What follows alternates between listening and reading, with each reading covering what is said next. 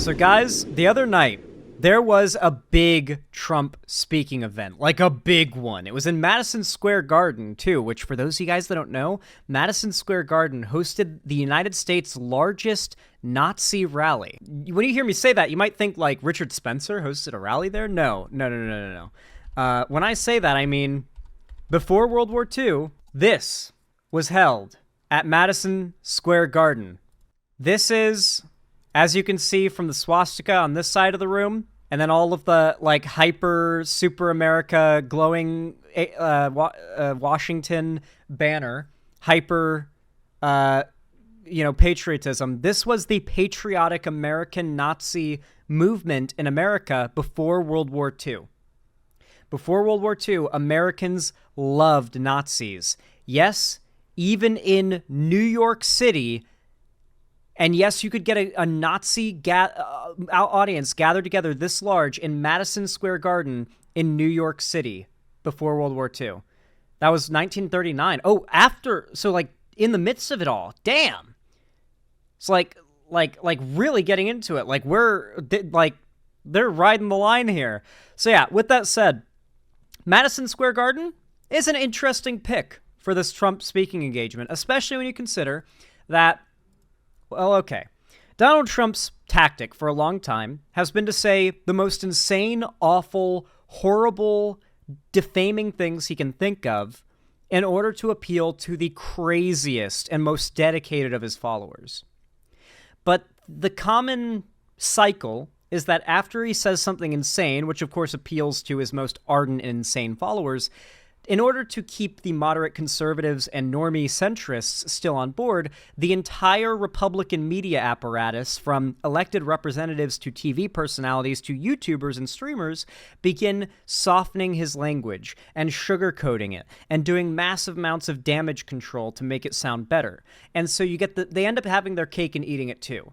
They get the cake that is Trump says something insane and appeals to the most out-of-pocket insane of this country, while also getting his language softened in order to escape any consequences for going mask off, because the entire conservative media landscape sets this, sort of societal standard that you're insane or you have TDS, Trump derangement syndrome, if you criticize him for anything, right? However, there is a point in which that cycle, as successful as it has been, can fail. And it's when Trump's closest confidants and those that he endorses say and do stupid shit. It's only Trump that can get away with this stuff. J.D. Vance, for example, can't be like Trump and get away with it. He doesn't have the apparatus supporting and defending him at every turn like Trump himself does. Trump will always be steel-manned, no matter how insane he gets.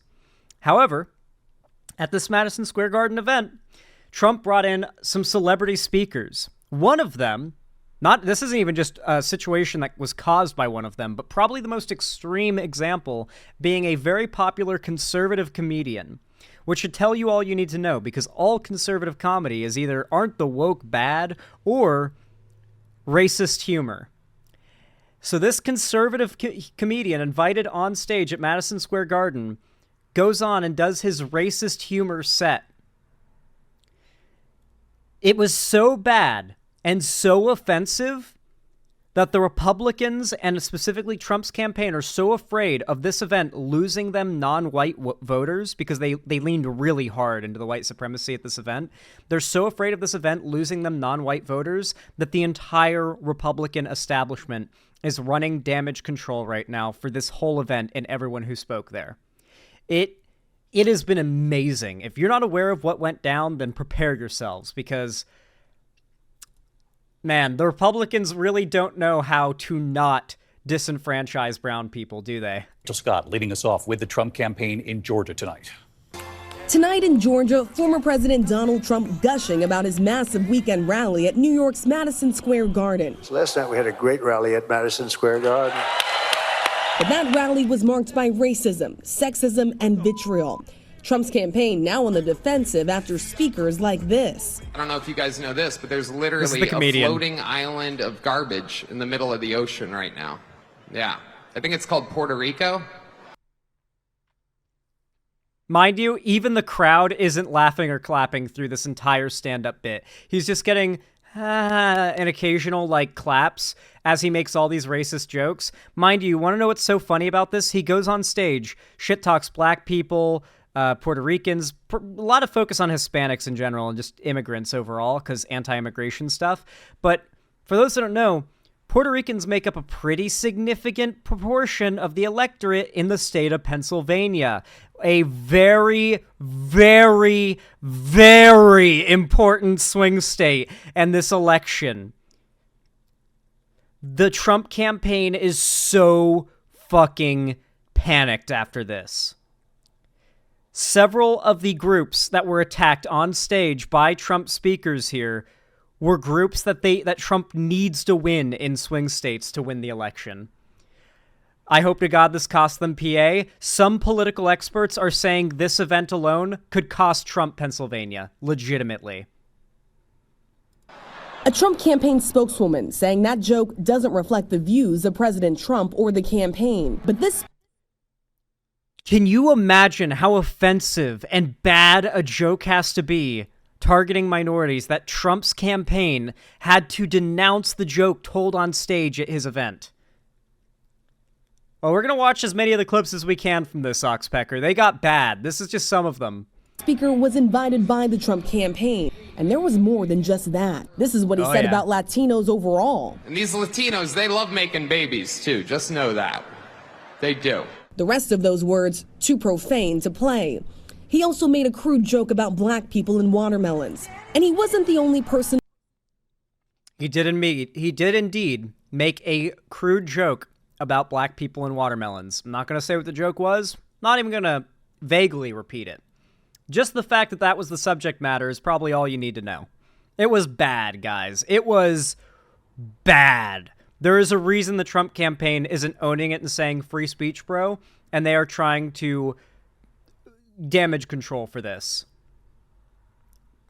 Why don't they show the clips? What he says next is so racist, I don't think ABC can show it. ABC News, I don't think, could show what he said next. This is like that guy is a very raunchy right-wing comedian. On stage to use racist language. Tucker Carlson mocking Kamala Harris, the first black and South Asian vice president. Well, it's because she's just so impressive. As the first Samoan, Malaysian, low IQ, former California prosecutor ever to be elected president. At least Tucker was able to get the audience energized, but man, the listing multiple races that she is just not, and then finishing it off with low IQ as a race, it's like, dude, man, can you let the mask off anymore? Like, they're in the room where so many Hitler particles were once exchanged and like put out into the air that it like activated them, and they lost all their ability to hold back, and they just went all in. And now they're having to damage control 8 days before the election, dude. 8 fucking days.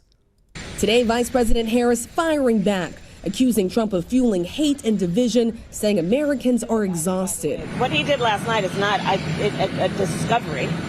It is just more of the same and maybe more vivid than usual. Donald Trump spends full time trying to have Americans point their finger at each other.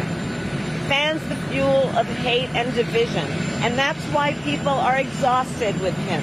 Those words about Puerto Rico sparking particular outrage. While the Oh, guys. You guys don't know about this unless you've been following it, but celebrities, Puerto Rican celebrities, are not happy.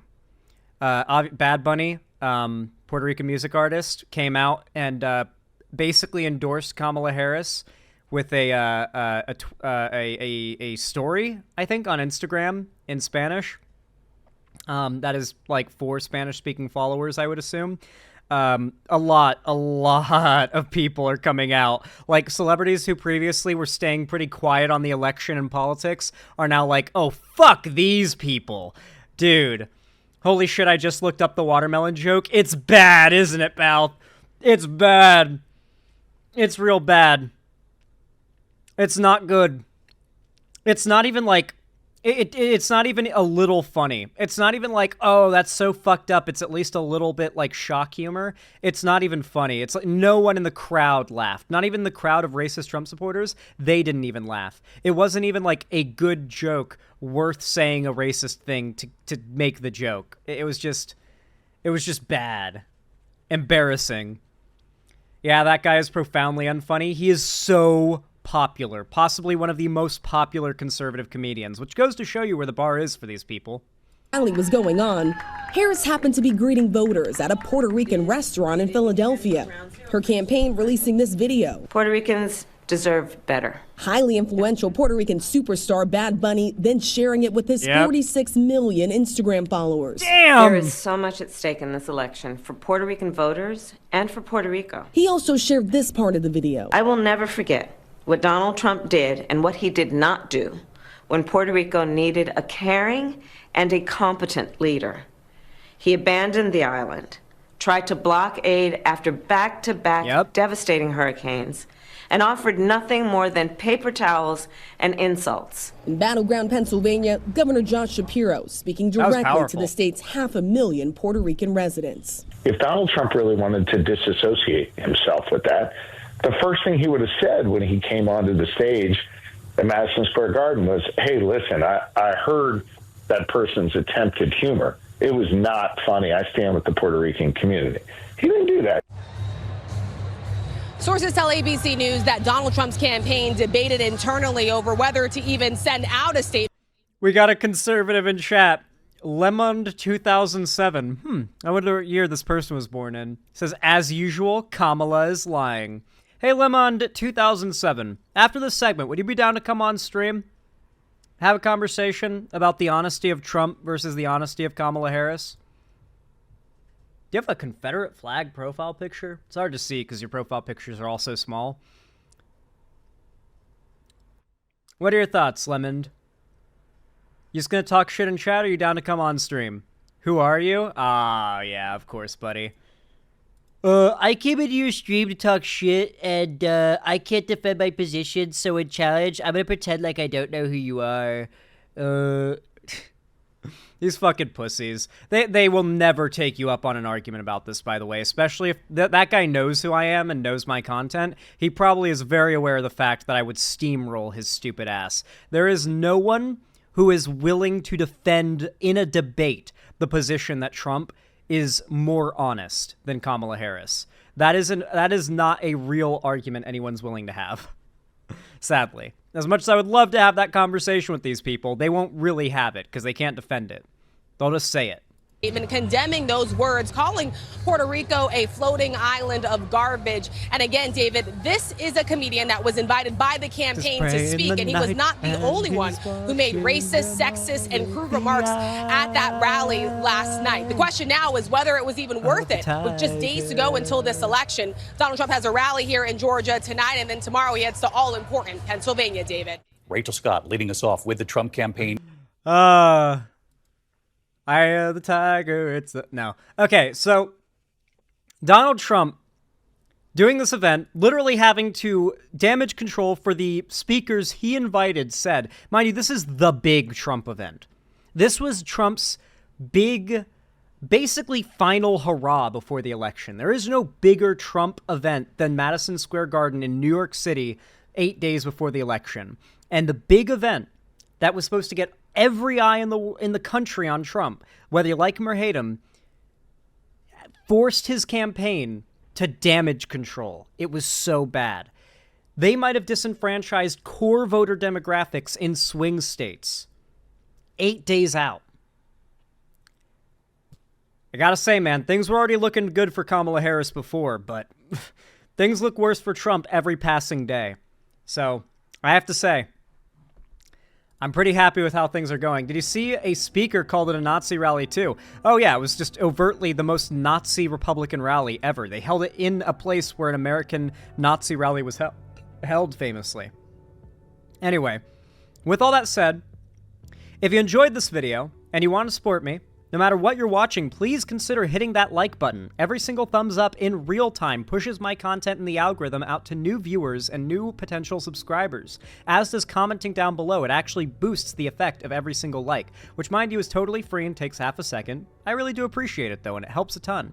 You also, if you haven't already, should subscribe and ring the bell icon to turn on all notifications so YouTube actually tells you when I go live or upload, because if you don't, they won't. Trust me. Trust me on this. And of course, please, perhaps even consider following my social medias, linked down below in the description as well, to see more from me on other platforms, especially joining my fan Discord, which is totally free to join. It is the main hub of my community and fan base, and at least once a week, I host a game event, a call-in stream, or a watch party there, and I announce all my new uploads and streams there. So if you're in there, and you got notifications on, you won't miss anything. Hope to see you there. And of course, finally, if you want to support me directly, and you are so kind and you can afford it, and you want to help me keep the lights on and a roof above my head, I can't speak today, a roof above my head here at the Xander Hall studio, then please consider donating, subscribing, or gifting a sub on my website, xanderhall.com/live, or support me through YouTube, Twitch, Streamlabs, StreamElements, Patreon, or buying merch at the Streamlabs link down below. But regardless of how you support me, thank you so much for watching, and as always, I hope you have a good one.